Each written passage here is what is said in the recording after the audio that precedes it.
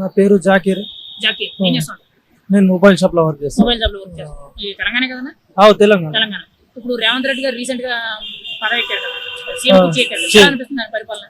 మంచి అనిపించింది, కానీ మన స్కూల్ టీచర్లకు బస్ ఫ్రీ చేయొద్దు. ఎందుకంటే లేడీస్ కి కూడా, ఎందుకంటే వాళ్ళకి సాలరీస్ ఉంటది, అన్ని ఉంటది. ఈ స్టూడెంట్ మాత్రం చేస్తే బాగుంటది అని చెప్పేసి స్టూడెంట్ కి బస్ ఫ్రీ అనేది పెడితే బాగుంటది నాకు అట్లా అనిపించింది. ఈ ఉచిత బస్ అనేది పెట్టడం వల్ల గవర్నమెంట్ కి సగం ఆదాయం తగ్గిపోయింది. రెండోది వచ్చి ఆటో డ్రైవర్లు, క్యాబ్ డ్రైవర్లు కూడా బాగా నష్టపోతున్నారని చెప్పి పాపం బాధపడుతున్నారు. అది ఎంతవరకు కరెక్ట్ అంటారు? ఇగో అన్న, అది అదే ఇక చూద్దాం. ఇప్పుడైతే మనకు వచ్చింది, ఇప్పుడైతే ప్రభుత్వం చేసింది. ఎందుకంటే ఢిల్లీలో కూడా ఉన్నాయి, మళ్ళా కర్ణాటక కూడా ఉన్నాయి. ఎట్లా నడుస్తుంది ఇప్పుడు కూడా కొన్ని రోజుల మనకు కూడా సెట్ అవుతుంది. కానీ మనకు ఇప్పుడు నాకు అనిపించింది ఏంటంటే, మన స్కూల్ టీచర్లకు ఇట్లా గవర్నమెంట్ పెట్టవసరం, వాళ్ళకి సాలరీస్ బాగుంటుంది,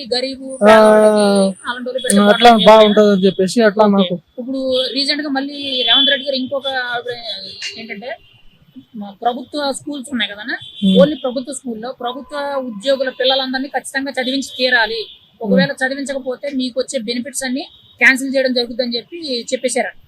అంటే నెక్స్ట్ 2 years జూన్ నుంచి స్టార్ట్ అవుతాయి కదా కాలేజ్ స్కూల్స్, అప్పటి నుండి అది ఇంప్లిమెంటేషన్ చేస్తారనుకుంటా. అది మంచి విధానమేనంటారు మీరైతే ఈ పథకం అనేది? అన్న, ఇప్పుడు ఏదైనా చేస్తే గవర్నమెంట్ మంచిగానే చేస్తుంది కదా. ఓకే, అంటే కొంతవరకు బెనిఫిట్ కాదు.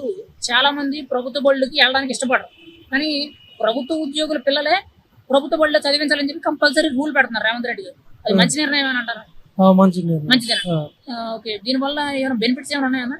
బెనిఫిట్స్ ఏముంటాయి అన్న? బెనిఫిట్స్ అంటే ఇప్పుడు కొత్త జనరేషన్ కి మనం కొత్త ఇంప్రూవ్మెంట్ అయితే అంత మొత్తం. ఇప్పుడు డెవలప్మెంట్ పరంగా తెలంగాణ అంతా బాగానే ఉందా, లేకపోతే ఇంకా డెవలప్మెంట్ లా బాగా చాలా మంచి ఉన్నది. ఎందుకంటే నేను చూసిన, నిన్న కూడా హైటెక్ సిటీ పోయినా, మొత్తం బాగా మంచి చేసిండు. మంచిగా నీట్, మొత్తం పెద్ద పెద్ద బిల్డింగ్స్ మొత్తం నీట్ ఉండే, చాలా బాగుంది, చాలా బాగుండే. ఈ ప్రభుత్వం అంతా అనిపిస్తుంది నాకు. అంతా వీళ్ళైతే తీసుకొచ్చి అంతా చేసిర్రు. ఈ ప్రభుత్వం, కాంగ్రెస్ ప్రభుత్వం ఎంత నీట్నెస్, అంతా బిల్డింగ్ లో హైటెక్ సిటీ లెక్క చేయదు అనిపిస్తుంది. ఎంత అయితే చేయదు ఇది కాంగ్రెస్ ప్రభుత్వం అయితే, ఎంత కానీ అంత డెవలప్మెంట్ అయితే కాదు.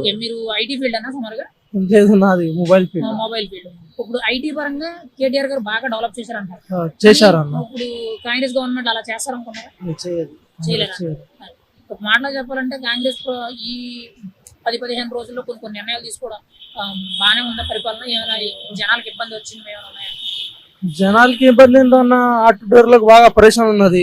దానివల్ల మళ్ళీ క్యాబ్ డ్రైవర్లకు బాగా పరేషాన్ ఉన్నది. వాళ్ళది కూడా పరిస్థితి చూడాలా. ఇక గవర్నమెంట్ ఇట్లా ఏదో ఒకటి చేయాలా మరి, లేకపోతే స్టూడెంట్ కి తీసేసి స్టూడెంట్ కి పెట్టాలా ఒట్టిగా అని చెప్పేసి, లేకపోతే మన లోకల్ 25 kilometers ఇట్లా పెట్టాలా, లేకపోతే బాగుంటది. ప్రభుత్వం అయితే బాగానే ఉందండి. ప్రభుత్వం అయితే బాగా, ఎందుకంటే చేంజ్ చేయాల్సిందే కదా. 10 సంవత్సరం అయిపోయింది, మార్పు రావాలా. ఎందుకంటే మార్పు వస్తేనే మీరు అట్లా అవుతారు, లేకపోతే ఏదో ఒకటి అయిపోతుంది.